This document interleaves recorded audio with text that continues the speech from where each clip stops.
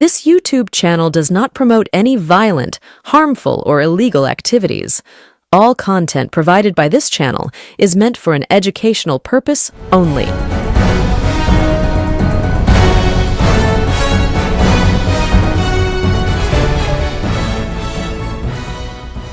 নমস্কার, আমি প্রতিবেদক সায়ন্তন চক্রবর্তী। আপনারা দেখছেন বঙ্গচক্ষু ইউটিউব চ্যানেল। ইতিমধ্যেই বাংলা হারিয়েছে তার এক প্রিয় শিল্পীকে, রাহুল অরুণোদয় বন্দ্যোপাধ্যায়, যাকে আমরা সকলেই রাহুল ব্যানার্জি নামে চিনি এবং তাকে চিনি সেই বহুদিন আগের চিরদিনই তুমি যে আমার সিনেমা থেকে। তারপরে এই রাহুল অরুণোদয় বন্দ্যোপাধ্যায় পরে অনেক সিনেমা, সিরিয়াল, নাটক, ওয়েব সিরিজে অভিনয় করেছেন এবং বাঙালির মনের মণিকোঠায় জায়গা করে নিয়েছেন।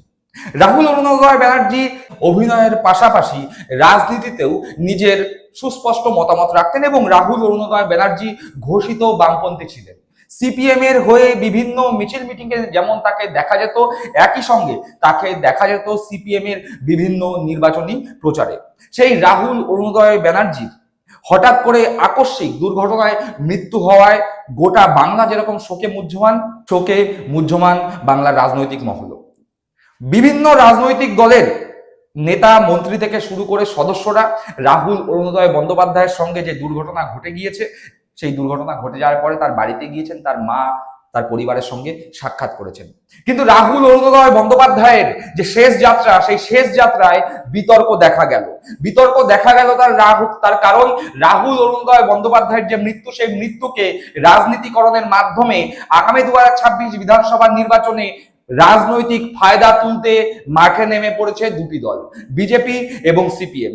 বিজেপির পাপিয়া অধিকারী, যে টালিগঞ্জ এলাকার বিজেপির প্রার্থী, সেই প্রার্থী যখন রাহুল অরুণোদয় বন্দ্যোপাধ্যায়ের বাড়িতে যান, সেখানে গিয়ে তিনি শুধু রাজনৈতিক স্লোগানই তোলেননি, একই সাথে তার সঙ্গে থাকা কর্মী সমর্থকরা রাজনৈতিক স্লোগান তুলেছেন এবং এই স্লোগানের পরেই এলাকার মানুষজন, যারা রাহুল অরুণোদয় বন্দ্যোপাধ্যায়ের পাড়ার মানুষ, রাহুল অরুণোদয় বন্দ্যোপাধ্যায়ের প্রতিবেশী, তারা প্রতিবাদ করে বলেছেন যে আমরা আমাদের বন্ধুকে হারিয়েছি, ভাইকে হারিয়েছি, পাড়ার একটা ছেলেকে হারিয়েছি। আপনারা যে কেউ এখানে, যে কোনো রাজনৈতিক দলের লোকজন এখানে আসতে পারেন, কিন্তু এখানে এসে রাজনৈতিক স্লোগান কেন দেবেন? এর পাল্টা আবার বিজেপির কর্মী সমর্থকরা বলছে ভারত মাতা কি জয় কি রাজনৈতিক স্লোগান। কিন্তু যখন বলা হয় যে এখানে তো কেউ কাউকে আসতে বারণ করছে না, কিন্তু এই রকম একটি দুঃখের পরিবেশে স্লোগান কি মানায়, তখন তারা শাক দিয়ে মাছ ঢাকার চেষ্টা করে বলছে যে কেউ হয়তো মুখ ফসকে বলে ফেলেছে। একবার বিজেপির স্লোগানের রাজনীতিটা আগে দেখি, তারপরে আসছে সিপিএম এর কথায়। অধিকারী ঠিক আছে, স্লোগান কেন দেবে? এসে ভারত মাতাকে জয় কেন বলবে? কালকে অন্য রাজনীতি দলে এসে কেউ স্লোগান দেয়নি, বাক্য একটা কোনো কথা বলেনি। কালকে আমরা সবাই মিলে ঝাঁপিয়ে পড়েছি। বেদনাটা আমরাই বুঝতে পারছি যে আমাদের বন্ধু ছিল, আমাদের পাশে, আমাদের বাড়ির। রাজনৈতিক কিছু করতে আসেনি, আমাদের প্রার্থী এসছেন। প্রার্থী কিন্তু টালিগঞ্জ বিধানসভার সকলের প্রার্থী। যদি অরূপ বিশ্বাসও কালকে এখানে আসতে পারে, আমাদের প্রার্থী আসতে পারে না? না, প্রার্থী নিশ্চয়ই আসবেন, ওদের প্রার্থী আসা নিয়ে আপত্তি নয়। ওদের সাথে কথা হলো দাদা, ওরা যেটা আমাকে বলছে যে এখানে দাঁড়িয়ে এভাবে ভারত মাতা কি জয় বা স্লোগান, এটাতে ওদের কোথাও না কোথাও আঘাত লেগেছে। কারণ এই বাড়ির যে সদস্য রাহুল অরুণোদয় বন্দ্যোপাধ্যায়, তার মর্মান্তিক মৃত্যু ঘটেছে। আমরা বুঝতে পেরেছি, আমরা সবাই শোকাহত। আমাদের মধ্যে আমাদের ভারতীয় জনতা পার্টির প্রচুর কার্যকর্তা আছে, হয়তো কেউ লুস্টক করে ফেলেছে, কিন্তু আমরা ভারত মাতার।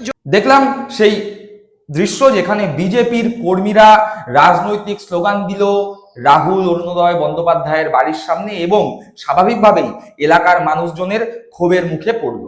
কিন্তু বিজেপি শুধু নয়, সিপিএম ও রাহুল অরুণোদয় বন্দ্যোপাধ্যায়ের মৃতদেহকে সামনে রেখে রাজনীতি করতে নেমে পড়েছে 2026 বিধানসভা ভোটের আগে।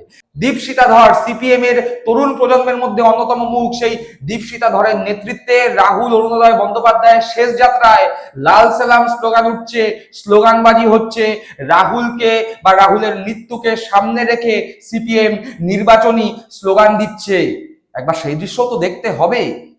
জাগো জাগো জাগো রাহুল লাল সালাম, লাল সালাম, লাল সালাম, এই সাথী মদের বন্ধু মদের রাহুল লাল সালাম, লাল সালাম, লাল সালাম, মদের রাহুল দা অমর রহে, অমর রহে, অমর রহে। দেখলাম বামপন্থীদের আরো একটা ভণ্ডামো। একদিকে দেখলাম বিজেপি যেমন আপ্রাণ চেষ্টা করছে অভয়ার মৃত্যুকে সামনে রেখে নিজেদের ভোট বাক্সে মানুষের জনমতকে প্রতিফলিত করবার, আবার অপর দিকে দেখলাম অভয়া সিপিএম এর হাতছাড়া হয়ে যাওয়ার পরে সিপিএমও মনে প্রাণে চাইছে এই রাহুল অরুণোদয় বন্দ্যোপাধ্যায়ের মৃত্যুকে রাজনীতিকরণ করে আগামী 2026 বিধানসভা ভোটে নিজেদের রাজনৈতিক রুটি শাখার।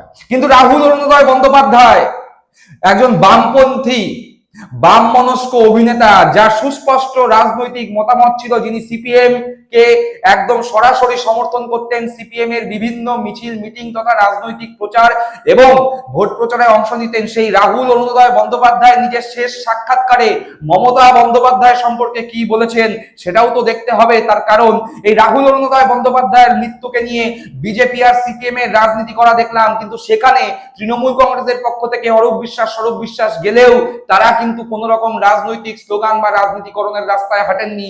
তারা একজন শিল্পীর মৃত্যুতে শোকে মুহ্যমান হয়ে যে শবযাত্রা যাচ্ছে সেই শবযাত্রায় সামিল হয়েছেন, কিন্তু কোন রকম রাজনীতিকরণের চেষ্টা তৃণমূল কংগ্রেসের পক্ষ থেকে হয়নি। কিন্তু সেই তৃণমূল কংগ্রেসের সর্বময় নেত্রী মমতা বন্দ্যোপাধ্যায় সম্পর্কে রাহুল অরুণোদয় বন্দ্যোপাধ্যায় নিজের জীবনের শেষ সাক্ষাৎকারে কি বলেছিলেন সেটা একবার সরাসরি শুনবো।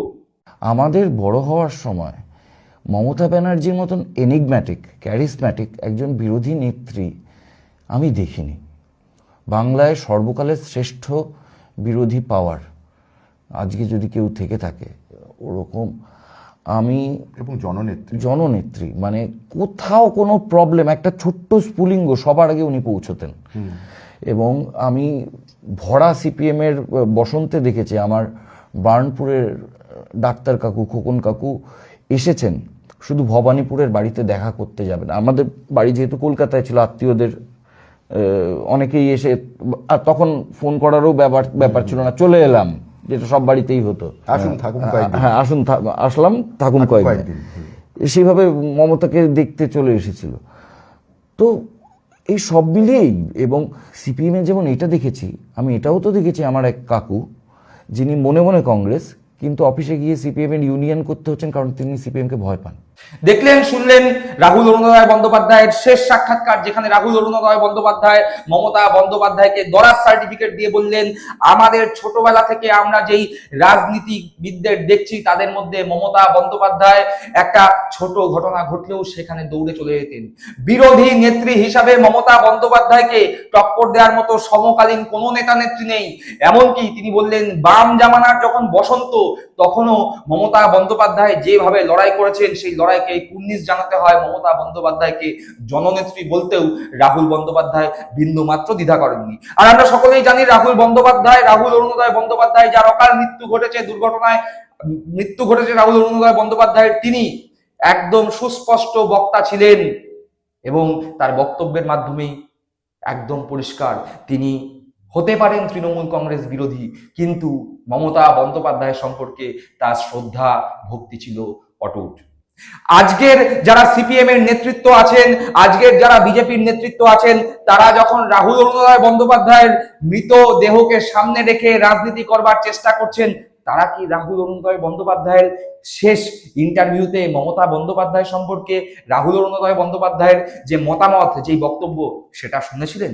দর্শক বন্ধুরা, আপনারা কি মনে করছেন এই বিষয়ে? আপনাদের মূল্যবান মতামত অবশ্যই কমেন্ট বক্সে কমেন্ট করে জানাবেন। সকলে ভালো থাকবেন, সুস্থ থাকবেন। জয় হিন্দ, বন্দে মাতরম।